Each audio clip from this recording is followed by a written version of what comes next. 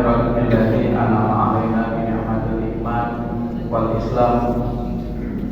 Asyhadu an la ilaha illallah wahdahu la syarika lah wa asyhadu anna Muhammadan abduhu wa rasuluh la nabiyya ba'dah. Allahumma shalli wa sallim ala nabiyyina Muhammad wa ala alihi wa ashabihi ajma'in, amma ba'd. Allah ta'ala billahi minasyaitonir rajim. Ya ayyuhalladzina amanu taqullaha wa qulu qawlan sadida yuslih lakum a'malakum wa yaghfir lakum dzunubakum wa may yuti'illaha wa rasulahu faqad faza fawzan 'azima.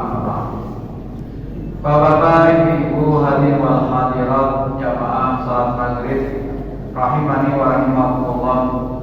Puji dan syukur senantiasa kita panjatkan kehadiran Allah Subhanahu wa taala atas limpahan segala nikmat dan karunia-Nya juga, sehingga berkesempatan di malam hari ini memasuki tanggal 10 Rajab 1446 Hijriah.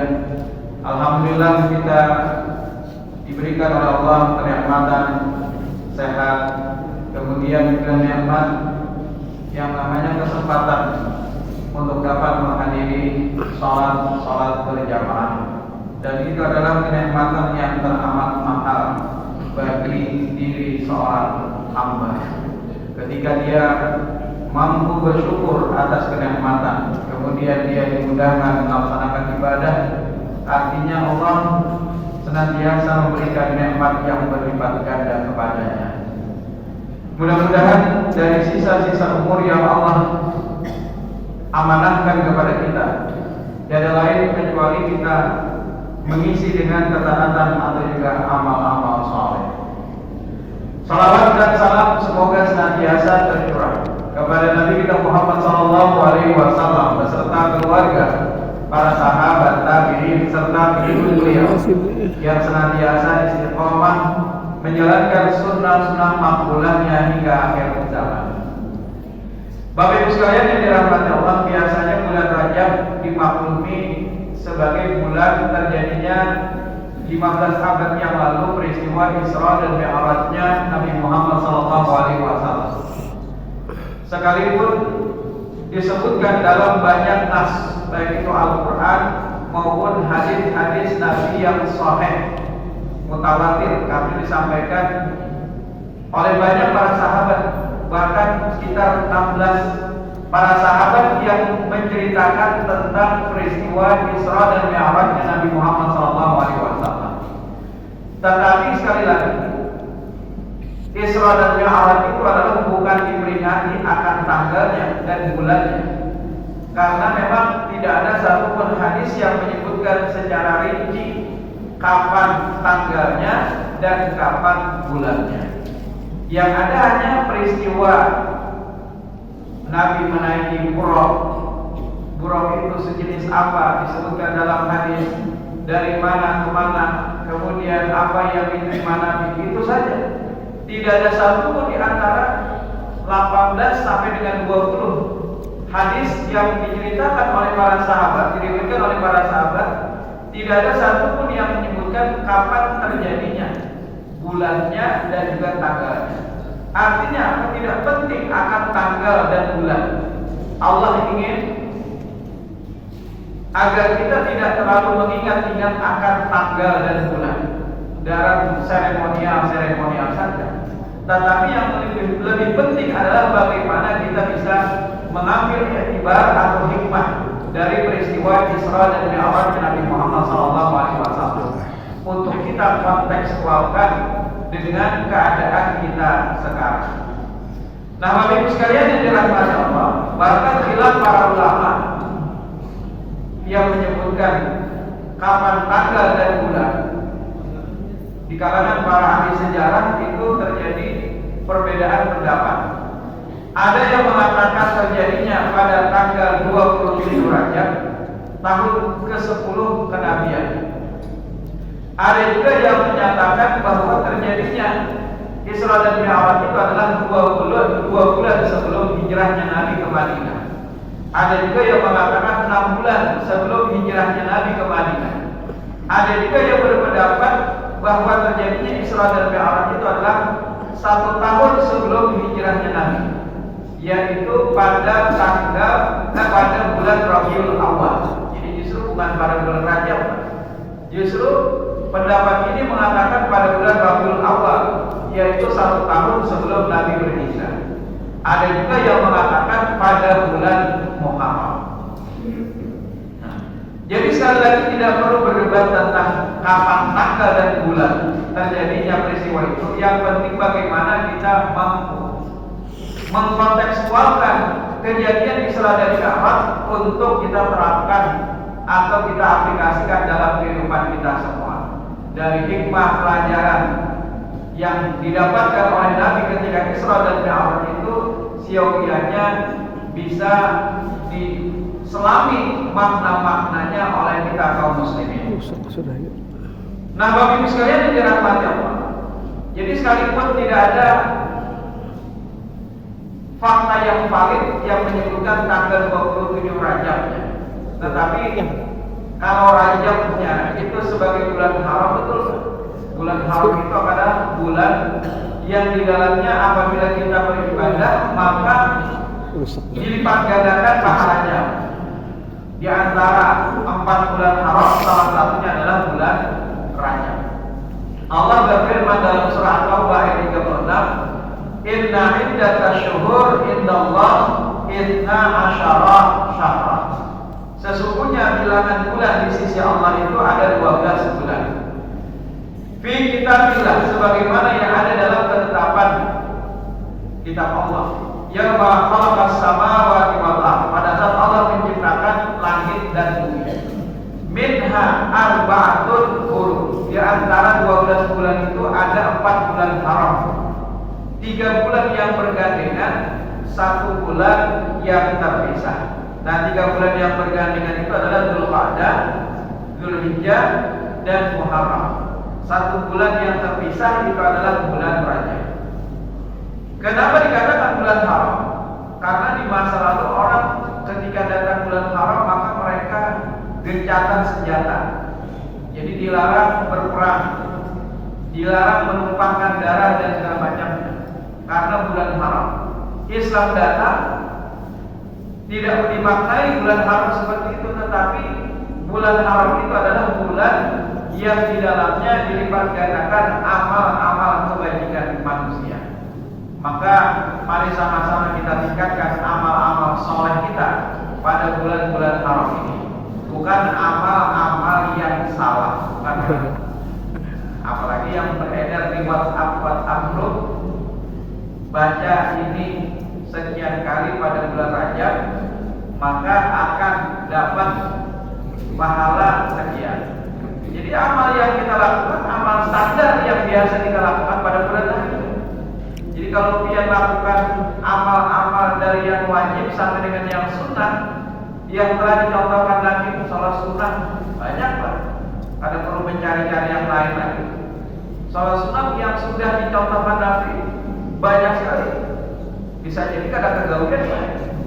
Sholat malam, sholat duha, sholat rawatib, kemudian tahiyatul masjid, ba'dal wudu. Apa lagi Pak? Salat duha di awal waktu ketika syuruk, salat witir, salat iftitah. Kemudian juga di antara puasa Daud bisa dilakukan, puasa Senin dan Kamis seperti hari ini bisa juga diamalkan pada bulan haram ini. Jadi standar apa yang kita lakukan pada bulan lainnya sama. Tapi pahala yang kita dapatkan itu dilipat gandakan, lebih besar pahalanya dibandingkan bulan-bulan lainnya. Nah, Bapak Ibu sekalian yang dirahmati Allah, kembali kepada peristiwa Isra dan Mi'rajnya Nabi Muhammad SAW. Ketika itu Nabi diperjalankan oleh Allah sebagaimana yang termaktub dalam beberapa ayat Al-Quran, misalnya dalam surah Al-Isra. Kemudian dalam surah An-Najm ayat 1 sampai dengan 18. Kemudian juga disebutkan banyak periwayatan para sahabat yang menceritakan tentang peristiwa Isra dan Mi'rajnya Nabi Muhammad SAW.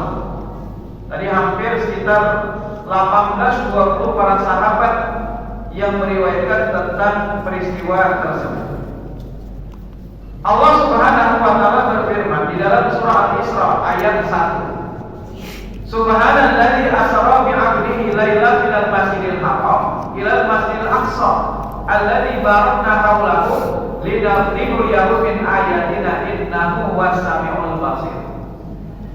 Kalau ada ayat diawali dengan kata-kata subhana, artinya Allah memiliki kuasa atas fi'ilnya, perbuatannya untuk melakukan satu perbuatan yang tidak bisa dilakukan oleh siapapun di atas muka bumi kecuali itu adalah atas kekuasaan Allah saja. Maka itu ayat ini diawali dengan subhana, maha suci Allah.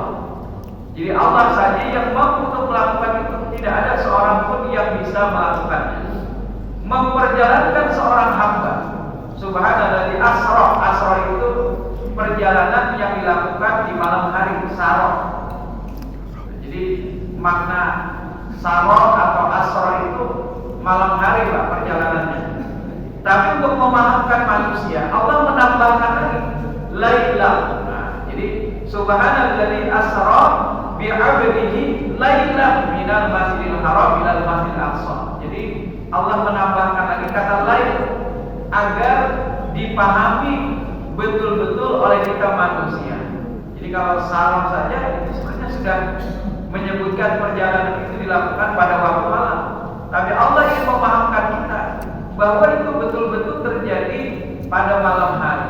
Lailam minal masjidil haram ilal masjidil aqsa.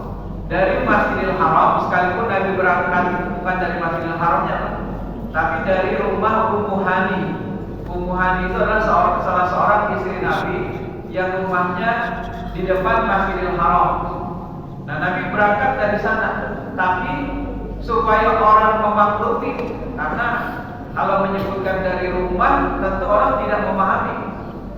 Maka penyebutan Masjidil Haram semua kita pasti menangkap bahwa yang dimaksudkan Masjidil Haram itu adalah berada di kota Mekah. Minal Masjidil Haram ilal Masjidil Aqsa, ke Masjidil Aqsa alladzi barakna haulahu. Dari sekali di sini Pak, Allah ingin mengangkat bahwa yang diberkahi itu bukan hanya Masjidil Haram, bukan hanya Masjid Nabawi. Masjid Nabawi pada saat itu belum ada lagi. Tetapi pada saat itu Allah menyebutkan yang namanya berkah itu juga ada pada Masjidil Aqsa. Jadi Masjidil Aqsa itu ternyata tempat atau masjid yang diberkahi oleh Allah. Jadi Allah ingin menyebutkan, ingin mengangkat kembali ingatan kita kaum muslimin bahwa bukan hanya Masjidil Haram saja. Kalau Masjidil Haram kita sudah memaklumi, sudah paham. Seluruh kaum muslimin pasti sudah paham bahwa Masjidil Haram itu adalah masjid yang diberkahi. Tetapi Allah ingin mengingatkan kita kembali bahwa Masjidil Aqsa itu juga adalah tempat yang Allah berkahi. Jadi barang siapa yang dia sholat di Masjidil Haram kan 100.000 kali dibandingkan sholat di masjid yang lain. Kalau sholat di Masjid Nabawi dan juga Masjidil Aqsa, maka seperti dia sholat 1000 kali dibandingkan sholat di masjid yang lain. Jadi ini adalah untuk menyatakan bahwa Masjidil Aqsa itu juga adalah tempat yang Allah berkahi. Cuma sekali lagi yang dimaksudkan berkah ini bukan mengambil batu di situ, di sana kan. Mengambil batu lalu disimpan di laci. Kenapa? Biar bau batu dari tanah Arab. Ya jadi supaya daganganmu laris. Nah ini salah paham artinya. Tabarukan itu bukan seperti itu. Yang namanya tabarukan itu dengan kita melaksanakan ibadah di dalamnya. Dengan kita beribadah, maka itulah yang dimaksudkan dengan mengambil berkah, tabarukan. Jadi bukan mengambil barang-barang atau benda-benda yang ada di Mekah atau Madinah atau juga sekitar Masjidil Aqsa, bukan, tetapi dengan kita melaksanakan ibadah di dalamnya. Minal Masjidil Haram ilal Masjidil Aqsa alladzi barakna haulahu, ya Allah berkahi sekelilingnya. Nah, jadi tumbuh-tumbuhan, kemudian buah-buahan subur di sana sekarang saja dikuasai oleh laknatullah Israel. Nah, sehingga kaum muslimin tidak leluasa untuk bisa menggunakan Masjid Aqsa. Kemudian nanti ada seorang pahlawan seperti Salahuddin Al-Ayyubi yang mampu membebaskan Yerusalem atau juga Baitul Maqdis, insyaallah. Nah, Bapak Ibu sekalian yang dirahmati Allah, alladzi barakna hawla linuriyahu min ayatina innahu was-sami'ul basir. Untuk memperlihatkan tanda-tanda kekuasaan kami, kata Allah, sesungguhnya Allah itu Maha mendengar lagi Maha melihat atau mengetahui. Nah, Nabi perjalankan dari Masjidil Haram ke Masjidil Aqsa dengan menggunakan seekor binatang yang disebut dengan buraq. Ini disebutkan dalam riwayat 16 para sahabat tadi, 18 periwayatan yang menyebutkan tentang peristiwa itu. Utitu bil buraq, kata Nabi, aku didatangkan, dalam riwayat Anas disebutkan, aku didatangkan dengan seekor binatang yang disebut dengan buraq. Wa huwa dabbatun abyad, itu adalah seekor binatang yang warnanya putih, tawilun, panjang, kemudian fawqal himar, lebih besar dibandingkan keledai, wa dunal bighal, dan lebih kecil dibandingkan bighal. Bighal itu peranakan percampuran antara kuda dengan keledai, baik dikawinkan lalu lahirlah bighal yang biasa mengangkut barang. Nah, jadi gambaran daripada buraq seperti itu. Kemudian hafirahu inda muntaha tarfah. Nah, jadi sekali dia melangkah itu sejauh mata memandang. Jadi sekali langkah saja dari buraq itu sejauh mata memandang. Nah, tidak ada satupun hadis Nabi yang menyebutkan bahwa buraq itu berwajah wanita cantik. Itu bisa semuanya baik. Yang ada biasanya digambar-gambar rumah kita bahari. Apa yang dicari buraq di sini? Tapi gambarnya bibinya yang baik, wajahnya perempuan, itu ternyata dusta. Itu adalah sebagai penghinaan terhadap diri Nabi Sallallahu Alaihi Wasallam. Tidak ada satupun hadis-hadis sahih yang menyebutkan bentuk buraq itu memiliki wajah seperti wanita cantik. Jadi yang ada dalam hadis hanya menyebutkan seperti itu. Qala, lalu Nabi pun bersabda, "Farakibtuhu hatta ataitu Baitul Maqdis." Kemudian aku menaikinya sampai ke Baitul Maqdis. Nah, kemudian setelah itu farabatuhu bil halaqah allati yarbitu bihil anbiya. Lalu aku pun menambahkan buraq tadi, diikatkan buraq tadi di tempat yang biasa para nabi mengikatkan hewan tunggangannya. Jadi para nabi itu singgah di Baitul Maqdis, kemudian mereka mengikatkan hewan tunggangannya di sana. Disitulah aku mengikatkannya, kata Nabi. Tsumma dakhalul masjidah, lalu aku pun masuk ke dalam Masjidil Aqsa. Fasallaitu fihi rak'ataini, kemudian aku pun salat di dalamnya 2 rakaat. Jadi belum ada lagi perintah salat 5 waktu. Tsumma kharajtu, kemudian aku pun keluar. Faja'ani Jibril, kemudian Jibril pun datang kepada. Nah, sebelum cerita tentang Nabi Isra Mi'raj tadi, sebelumnya dada Nabi sudah dibelah, Pak. Dada Nabi sudah dibelah, kemudian setelah itu dibersihkan dengan air Zam-Zam, lalu diisi dengan hikmah dan juga ilmu. Lalu barulah Nabi menaiki buraq tadi. Kemudian Jibril pun datang kepadaku, bihina'i min khamar wa hina'i min laban, membawa 2 gelas, yang satu berisi khamar, yang satu berisi laban atau juga susu. Kemudian dia pun menyuruh agar aku memilih. Faktartu laban, lalu aku pun memilih susu, kata Nabi. Apa kata Jibril? Faqala Jibril, ikhtartal fitrah, engkau telah memilih sesuai dengan fitrah. Tsumma arajana, kemudian disediakan untuk kami tangga. Jadi Mi'raj namanya. Jadi yang dinamakan Mi'raj itu sebuah tangga. Tapi jangan dia pikir tangganya kayak tangga kita. Namun kayak tangga kita, ngos-ngosan kayak naik ke atas. Sidratil Muntaha. Ini langit pertama, langit kedua, sampai langit ketujuh. Nanti barulah Nabi naik lagi ke Sidratil Muntaha. Tsumma araja bina ila sama. Kemudian disediakan untuk kami, kata Nabi, yang namanya tangga. Nah, kemudian naiklah Nabi bersama Jibril di langit pertama. Di langit pertama Jibril pun mengetuk. Kemudian ada suara dari dalam, man anta? Ana Jibril, aku Jibril, kata Jibril. Wa man ma'aka? Ana ma'a Muhammad, aku bersama dengan Muhammad. Kemudian Bapak ursila bihi, apakah dia telah diutus? Na'am, kata Jibril. Ya, dia telah diutus. Kemudian dibukakanlah pintu langit pertama, bertemulah Nabi dengan Nabi Adam alaihi salam. Di langit kedua diketuk lagi pintu oleh Jibril. Kemudian ada suara dari dalam lagi, man anta? Lalu terjadilah percakapan.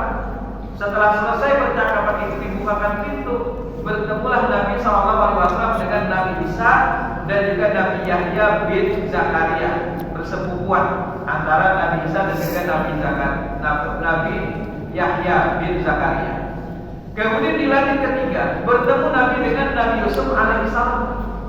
Jadi kalau Nabi menggambarkan dalam riwayat ini, ketampanan Nabi Yusuf itu luar biasa banyak. Bahkan sekalipun manusia itu digabungkan seluruhnya, yang ganteng-ganteng, yang cakep-cakep digabungkan seluruh dunia ini baik, itu belum bisa lagi mengalahkan setengah dari ketampanan Nabi Yusuf. Setengahnya aja kan ada apa-apanya.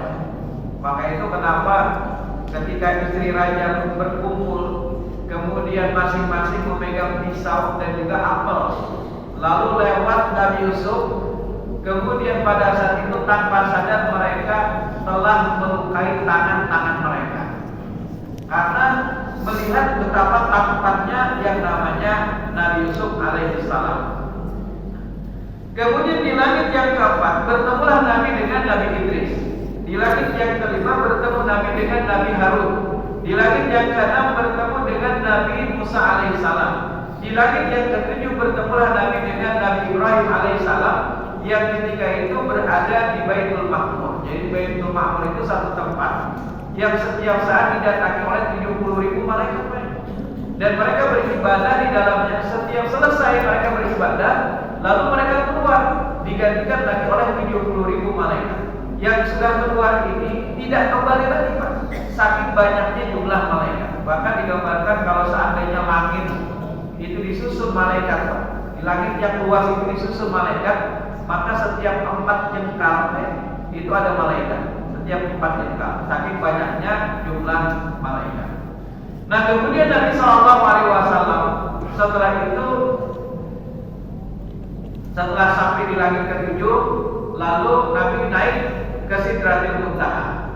Kemudian Nabi SAW diperlihatkan yang namanya surga. Kemudian diperlihatkan tentang azab neraka. Lalu Nabi SAW menerima wahyu, yaitu adalah sholat 50 waktu sehari semalam.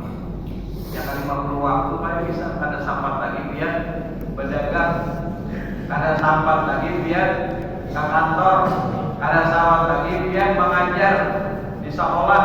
Karena apa? Setiap 15 menit ada. Setiap 15 menit ada. Setiap 15 ada terus naik. Karena apa? Karena saking banyaknya 50 waktu yang mesti kita kerjakan. Ketika Nabi turun setelah menerima perintah 50 waktu, Nabi bertemu dengan Nabi Musa. Lalu Nabi Musa bertanya, apa yang diperintahkan oleh Roh kepada hamba? Maka Nabi pun menjawab, sholat 50 waktu. Mintalah keringanan, kata Nabi Musa, karena sesungguhnya umatmu tidak akan sanggup melakukan itu. Akhirnya Nabi pun naik lagi minta keringanan kepada Allah, lalu diringankan menjadi 45. Bertemu lagi dengan Nabi Musa, minta lagi, kata Nabi Musa, keringanan. Lalu dikurangi 40, lalu dikurangi 35, lalu dikurangi 30, lalu dikurangi 25, lalu dikurangi 20, sampai dengan tinggal tersisa 5 lagi. Nah, kata penyembah yang lalu berujar, jangan sekali lah di sini kumpulnya, bisa pakai. Itu kata penyembah yang Nah kemudian Nabi SAW ketika diminta kembali oleh Nabi Musa keringanan, apa kata Nabi? Aku malu meminta kepada Rabb.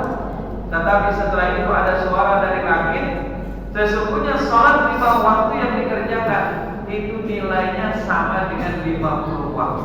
Jadi luar biasa kelebihan yang Allah berikan kepada umat Nabi Muhammad SAW. Kemudian sampailah Nabi pada saat itu, tidak sampai setengah malam bahasanya, Nabi Isra dan Mi'raj. Kemudian di pagi hari Nabi pun termenung.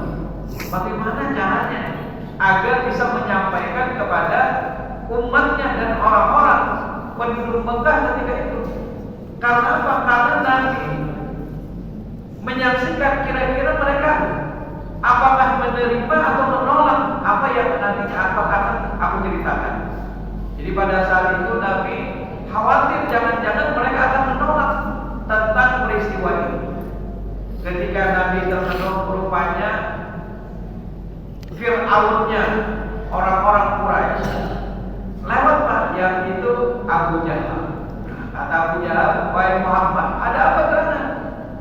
Engkau termenung di pagi ini. Lalu Nabi pun bercerita, wahai Abu Jahal. Jadi Abu Jahal kan artinya bapaknya kebodohan. Kalau di kalangan Quraisy dia disebut dengan Abul Hakam. Abul Hakam, Hakam itu artinya bijaksana atau memiliki pengetahuan. Dia adalah orang yang setiap saat didatangi oleh orang-orang Quraisy ketika mereka punya problem. Jadi pasti akan diberikan solusinya oleh Abu Jahal. Tapi oleh Nabi dia digelari dengan sebutan Abu Jahal, bapaknya kebodohan. Karena apa Pak? Dia tahu kebenaran yang dibawa oleh Rasulullah, tapi dia tidak mau menerima Pak. Jadi orang ini takut baik yang dibawa Nabi jujur, tapi dia tidak mau untuk menerimanya. Nah ketika Nabi bercerita seperti ini, tadi malam aku mengalami peristiwa ini, kata Nabi, dari A sampai Z Nabi menceritakan itu kepada Abu Jahal. Abu Jahal bertanya, bujurkah wahai Muhammad engkau mengalami peristiwa ini? Betul, kata Nabi. Nah pikir Abu Jahal ini kesempatan. Lalu dia pun menawarkan, maukah wahai Muhammad, aku akan kumpulkan penduduk Mekah agar mereka berkumpul. Kemudian nanti kau ceritakan kepada mereka apa yang kau alami. Sebenarnya tujuan Abu Jahal itu bukan agar mereka percaya, tapi agar apa? Mereka mendustakan apa yang diceritakan oleh Rasulullah. Karena pikir Abu Jahal ini adalah sesuatu yang mustahil terjadi, tidak bakalan orang-orang percaya. Maka dalam hati Abu Jahal ini kesempatan ini untuk membalikan keadaan agar mereka meninggalkan Muhammad, kata Abu Jahal. Nah, akhirnya dikumpulkanlah oleh Abu Jahal orang-orang. Akhirnya mereka pun berkumpul, bahkan kaum muslimin juga melihat Nabi SAW, lalu mereka pun ingin mendengarkan apa yang ingin diceritakan oleh Rasulullah ketika itu. Lalu disediakan tempat di atas Jabal Abu Qubais. Kemudian Nabi SAW pun menceritakan cerita tentang Isra Mi'raj yang beliau alami. Jadi Nabi di Isra dan Mi'raj itu bukan dengan mimpi Pak. Ini adalah sesuatu yang betul-betul Nabi dalam keadaan sadar. Dan itu adalah perjalanan dengan jasad dan roh ketika itu. Lalu Nabi ceritakan, tadi malam aku mengalami ini. Nabi ceritakan dari A sampai Z cerita itu. Lalu pada saat itu orang pun melongo, dalam artian tidak percaya. Mana mungkin dengan kuda terbaik saja perjalanan antara Mekah menuju Palestina itu 1 bulan Pak. Bolak-balik berarti 2 bulan. Mana mungkin hanya dalam 1 malam saja perjalanan itu bisa dilakukan. Akhirnya mereka semua tidak percaya Pak. Tidak percaya. Bahkan kaum muslimin pun ketika itu juga hampir memudar kepercayaan mereka kepada Nabi. Jadi mereka pun ragu-ragu. Jangan-jangan ini adalah sebagai suatu hal yang mustahil. Jadi jangankan orang atau penduduk Mekah, orang-orang Quraisy, di kalangan kaum muslimin pun pada saat itu mulai meragukan. Nah, Bapak Ibu sekalian yang dirahmati Allah, melihat kenyataan ini, Abu Jahal dan kawan-kawan berada di atas angin. Kata mereka, sebentar lagi agama yang dibawa oleh Muhammad akan ditinggalkan orang-orang. Karena apa?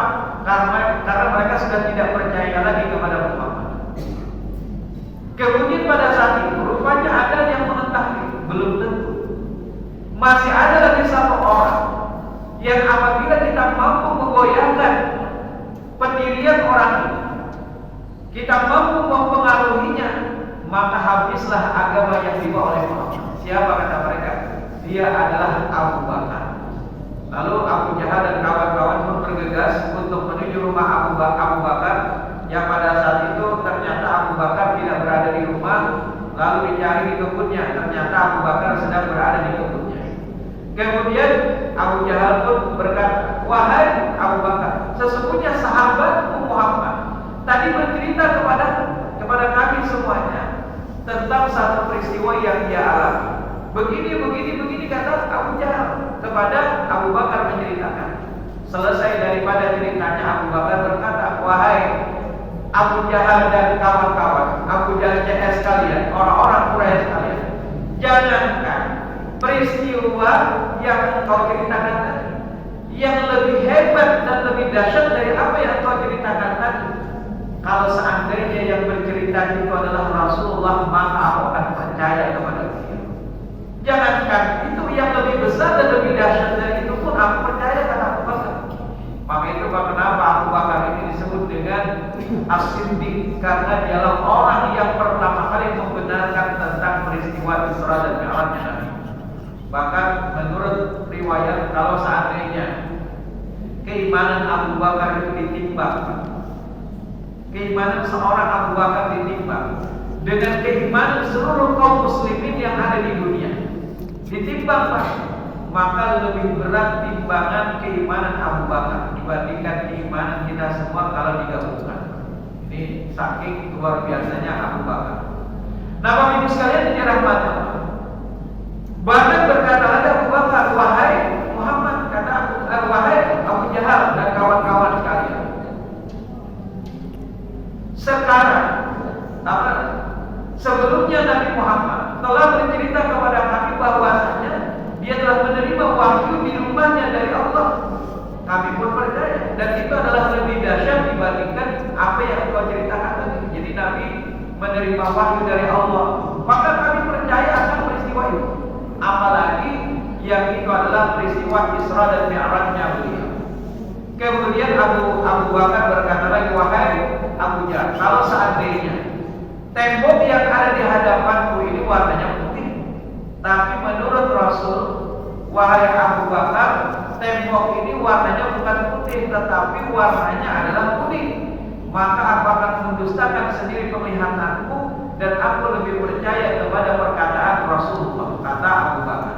Jadi saking luar biasanya Abu Bakar percaya 100%, bahkan 1000% bahasanya kalau ada hitungan 1000 kepada Nabi SAW. Kemudian Abu Bakar pun bergegas untuk menemui Nabi yang pada saat itu sedang berada di Jabal Abu Qubais. Tujuan Abu Bakar sebenarnya ingin menguatkan kembali, mengembalikan kembali apa yang tadi kaum muslimin sempat ragu. Lalu kedatangan Abu Bakar pada saat itu dengan suara lantang, Abu Bakar berkata, ya Rasulullah. Melihat sahabatnya datang, maka Nabi pun tersenyum.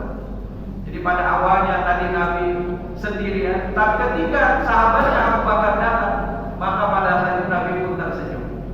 Kemudian Abu Bakar berkata, ya Rasulullah, betulkah engkau telah mengalami peristiwa ini? Betul wahai sahabat Abu Bakar, kata Nabi. Maka pada saat itu Abu Bakar pun berkata, ya Rasulullah, engkau adalah benar apa yang telah engkau ceritakan tadi. Maka pada saat itu kaum muslimin yang pada awalnya sempat ragu-ragu, sempat terbawa dengan tipu muslihat daripada Abu Jahal CS, pada saat itu barulah tersadar bahwasanya yang menceritakan itu adalah Al-Amin, seorang Rasul, seorang Nabi. Maka akhirnya kaum muslimin pun kembali kuat keimanan mereka. Nah, Bapak Ibu sekalian yang dirahmati Allah, pada saat itu Abu Bakar berkata lagi, wahai penduduk Mekah sekalian, kalian adalah orang yang biasa berdagang ke Palestina. Kalian sering bolak-balik Mekah, Palestina. Kalian pasti tahu persis bagaimana bentuk daripada Masjidil Aqsa. Seperti apa bentuknya, berapa tiangnya, berapa jumlah pintunya. Kalian pasti hafal betul karena kalian bolak-balik ke Palestina berdagang. Maka itu disebutkan Pak, lila fi Quraisy, kebiasaan orang-orang Quraisy itu adalah ila fi rihlat asy-syita'i was-shayf. Mereka biasa melakukan perjalanan pada musim syita, pada musim dingin, was-shayf, dan juga pada musim panas. Jadi kalau musim dingin, maka mereka perginya ke wilayah selatan, yaitu Yaman atau Afrika. Kalau musim panas, mereka perginya ke wilayah utara, yaitu adalah wilayah Syam. Nah, Bapak Ibu sekalian yang dirahmati Allah, kata Abu Bakar apa? Sekarang aku minta kepada Rasulullah menceritakan seperti apa bentuk daripada Masjid Aqsa. Maka kalau Nabi nanti bercerita tentang bentuk Masjid Aqsa, padahal dia baru sekali, yaitu ketika Isra dan Mi'raj. Tapi kalau seandainya ternyata cerita beliau tentang Masjid Aqsa itu benar, tolong kalian benarkan. Tapi kalau seandainya apa yang diceritakan oleh Rasulullah itu salah, silahkan kalian sangka. Lalu Nabi pun diperlihatkan oleh Allah Masjid Aqsa. Lalu Nabi pun menceritakan tentang Masjid Aqsa seperti ini, seperti ini, seperti ini. Dari awal cerita sampai akhir cerita, ternyata tidak ada satupun yang menyanggah atau menyalahkan apa yang diceritakan Nabi. Bahkan mereka mengatakan benar sampai akhir cerita, mereka semuanya membenarkan apa yang diceritakan Nabi tentang Masjid Aqsa. Akhirnya, jangankan kaum muslimin, penduduk Mekah pun pada saat itu hampir juga mempercayai apa yang diceritakan oleh Rasulullah. Jadi mereka ternyata dengan apa yang ditanyakan oleh Abu Bakar agar Nabi menceritakan tentang Masjid Aqsa ini adalah sebagai pancingan supaya mereka mempercayai tentang apa yang dialami oleh Nabi ketika mengunjungi Masjid Aqsa. Kemudian satu lagi, ketika sebelum bubar orang-orang ketika itu penduduk Mekah, Nabi pun berkata, apa kata Nabi? Wahai penduduk Mekah sekalian, sebentar lagi ada kafilah dagang yang akan masuk kota Mekah. Beberapa hari lagi mereka akan masuk kota Mekah. Jadi rupanya Nabi melihat Pak, dari atas ketika Nabi Isra Mi'raj tadi, Nabi melihat ada kafilah yang sedang menuju kota Mekah. Tunggu mereka beberapa hari lagi di pintu gerbang. Tanyakan kepada mereka apakah mereka kehilangan untanya dalam perjalanan tadi. Akhirnya setelah ditunggu beberapa hari kemudian datang Pak. Terlihat dari jauh ada kafilah karena dari kepulan asap, karena injakan unta dan juga kuda. Lalu akhirnya mereka pun menunggu. Oh, ini ada dari jauh datang di kafilah.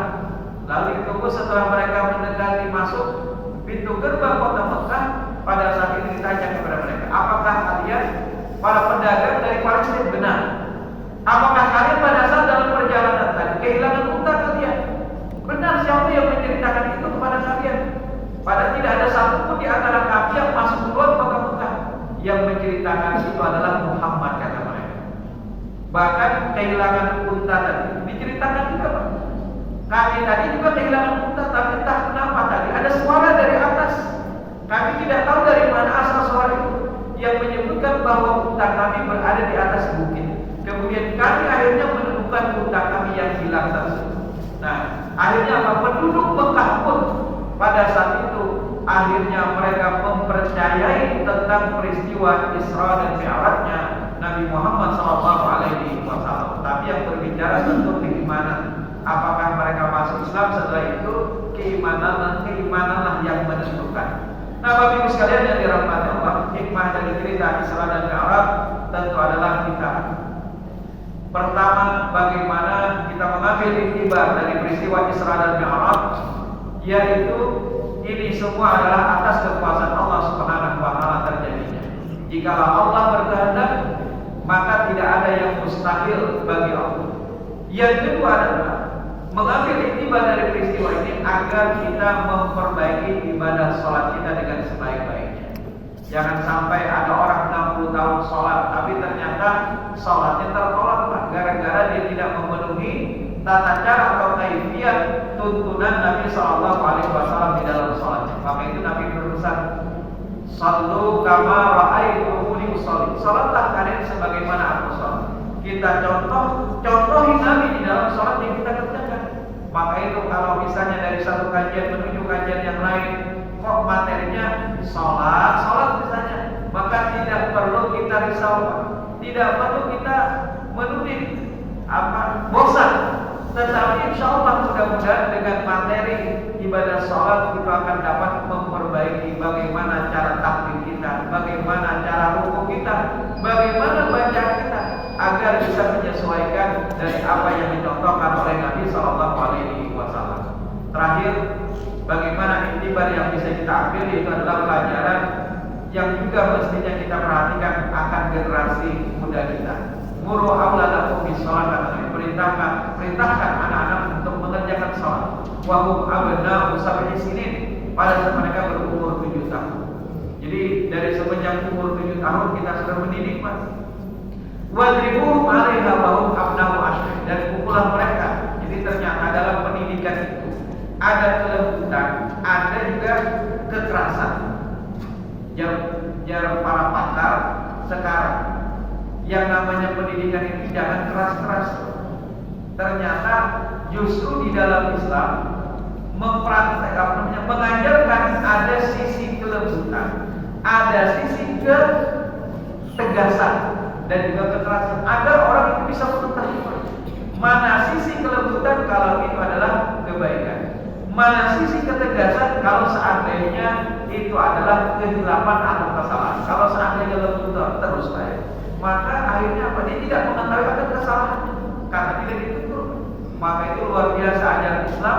Ada sisi kelembutannya, ada juga sisi di situ ada harus kita tegas. Nah, muru auladakum bis-shalah wa hum abna'u ashrin. Pukullah mereka kalau seandainya mereka berumur 10 tahun, seandainya mereka tidak mau mengerjakan sholat.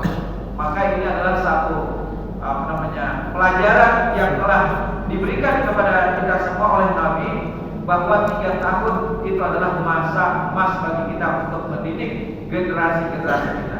Sedih kita kalau seandainya sudah SMA, sudah kuliahan misalnya, pasti belum juga sholat. Alhamdulillah. Ini tentu menjadi suatu hal yang sangat mengkhawatirkan generasi-generasi kita ke depan, bagaimana mereka bisa hidup, karena mereka tidak mengetahui tentang apa yang menjadi kewajiban mereka di dalam hidup, yaitu adalah as-shalah. Nabi Shallallahu Alaihi Wasallam ketika wafat saja Nabi masih mengingatkan as-shalah kata Nabi, sholat, karena sesungguhnya ibadah sholat adalah merupakan ibadah yang pertama kali nanti akan dihisab dari diri seorang hamba. Mudah-mudahan generasi-generasi muda kita, anak cucu kita, dan juga kita semua menjadi orang-orang yang senantiasa muqimas shalah. Rabbana waj'alna muqimas shalah wa min dzurriyyatina. Ya Allah, jadikanlah kami dan juga anak keturunan kami menjadi orang-orang yang senantiasa menegakkan shalah. Subhanakallahumma wa bihamdika asyhadu an la ilaha illa anta astaghfiruka wa atubu ilaik. Wassalamualaikum warahmatullahi wabarakatuh.